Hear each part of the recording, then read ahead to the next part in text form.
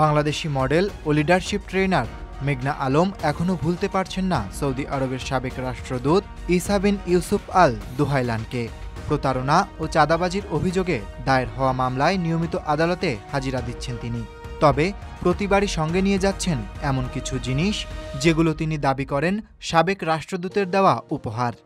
গত ২৯ জুলাই ঢাকার আদালতে হাজির হওয়ার সময় মেঘনার হাতে ছিল খেজুরের কার্টন এবং জায়নামাজ। তিনি জানান এগুলো তাকে উপহার দিয়েছিলেন ঈসা। পরে ৩১ আগস্টের শুনানিতে দুটি কোরআন শরীফ নিয়ে আদালতে উপস্থিত হন তিনি। তার দাবি একটি কোরআন শরীফ বাংলাদেশ থেকেই কিনে দিয়েছিলেন সাবেক রাষ্ট্রদূত, আরেকটি সৌদি সরকার কর্তৃক বিশেষভাবে মুদ্রিত, যা সরাসরি উপহার দেন তাকে। আদালতে দাঁড়িয়ে মেঘনা বলেন, আল কোরআন আল্লাহর সর্বশেষ বাণী। আমি কোরআনের উপর হাত রেখে শপথ করছি, জীবনে কোনো সময় কারোর সঙ্গে যৌন সম্পর্ক করিনি, এমনকি ঈশার সঙ্গেও নয়। আমাকে চরিত্রহীন প্রমাণের অপচেষ্টা বন্ধ হোক। তিনি আরও বলেন, সমাজে এখনও নারীর পোশাক ও চেহারার উপর ভিত্তি করে বিচার করা হয়, অথচ অন্তরের পবিত্রতা বোঝা হয় না।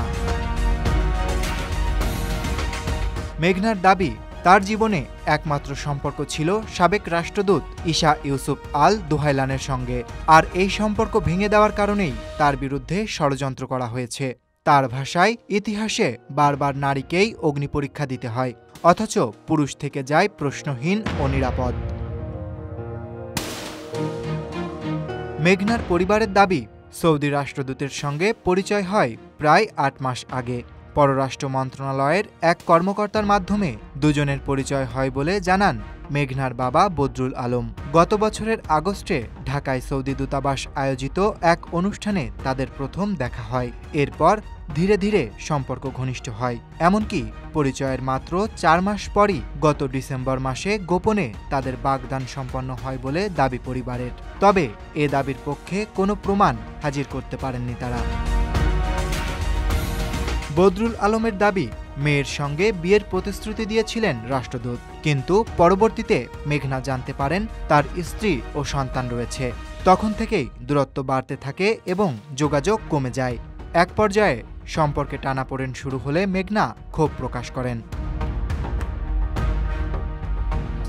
মেঘনা আলম ভিকারুন্নেসা নুন স্কুল অ্যান্ড কলেজ থেকে এইচএসসি শেষে নর্থ সাউথ বিশ্ববিদ্যালয় থেকে বিএ সম্পন্ন করেন। ২০২০ সালে মিস আর্থ বাংলাদেশ প্রতিযোগিতায় বিজয়ী হন তিনি। বর্তমানে তিনি মডেলিংয়ের পাশাপাশি উদ্যোক্তা হিসেবেও কাজ করছেন। রাজধানীর বসুন্ধরা আবাসিক এলাকায় বসবাস করেন এই আলোচিত model. Desk report, Dhaka express.